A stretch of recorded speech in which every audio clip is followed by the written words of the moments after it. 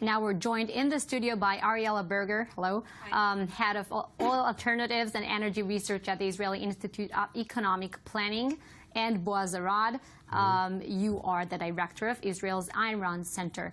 Yes. Hello, thank you for being here with us for a discussion about Israel's gas resources. And Ariella, I want to start with you. Let's give our audience a bit of a background. In 1999, the first natural gas field was discovered in Israel, and at that point, and we can say years after, Israel was still very much dependent on gas imports from Egypt. How much of this gas is still in the ground? How much is already in use, and who is actually enjoying it? Right. Okay. Well, let's start with what you pointed out, Tal, which is correct, that Israel, unlike countries like the United States or the United Kingdom, is very new to natural gas. And natural gas is a fantastic resource.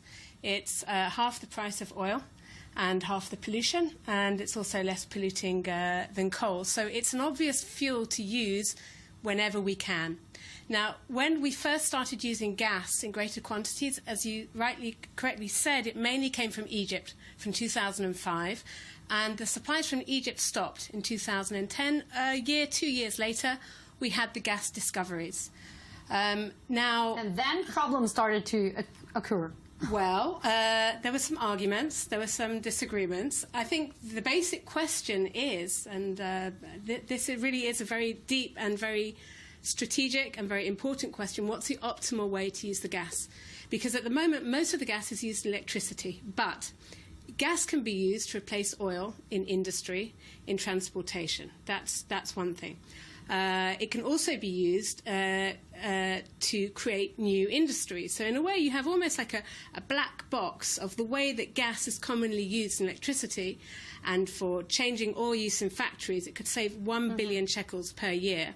Now, you asked the question, how much gas is in place? That's an excellent question. If you want to use this gas, we have to take it out first. Right, but the question, you see, it's nuanced, because the question of how much gas is in place depends on probabilities. The fact is that with gas, as in anywhere in the world, unless it actually comes out, we don't know with certainty it exists. So part of the argument, and you asked why we've come to this point, has been that some of the estimations and discussions were based on gas that only had a 10% probability of existing or a 50% probability of existing. There was an overestimation of the amount of gas that we have. And you could say there was, to the other side, there was a side of how much gas we really need. Yes. So we have about 190 BCM of gas in the Tzemach gas field.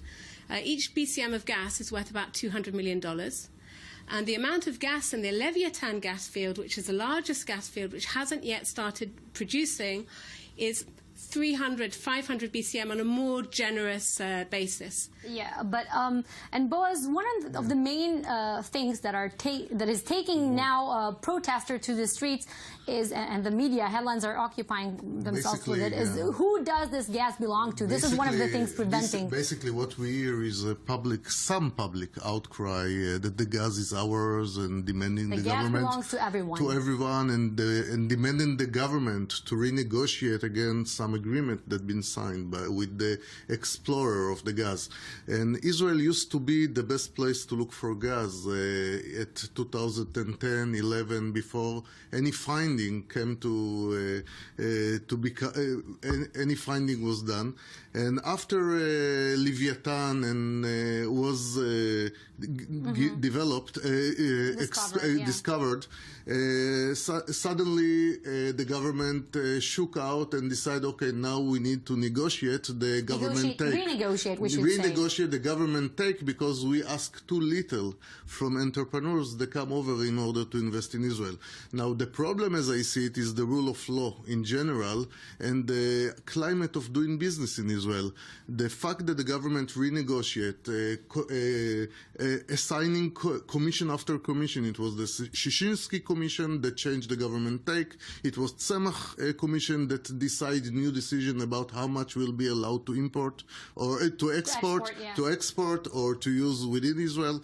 And all this create an unstable regulatory environment that create a situation that we find ourselves right now in which explorers doesn't stand in line in order to come and look for gas and oil in Israel.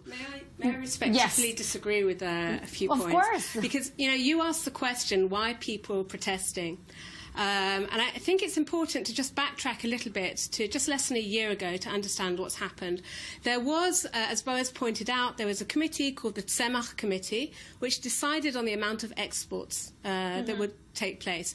A large part of, I think, the public protest there was that a lot of people in the public felt that their vision was more long-term than the government. The government was looking ahead for how much gas Israel would need for the next 25 years, whilst people are getting 30-year mortgages. People are looking to electricity companies 50 years ahead, and so there was an over-export. That was settled. What happened at the end of last year, and the reason why there is public protest now, I think, is that there was a decision that the Tamar gas field, where we know we have the gas in there, there was a consensus that that would be for domestic use. At the end of last year, the oil price fell, which weakened the position of the oil companies. At the same time, the antitrust commissioner said that there was a monopoly. Ariella? Yes. So we need to wrap up our show for today. Stay tuned every day for all your business coverage from the Jaffa Port. Thank you for watching.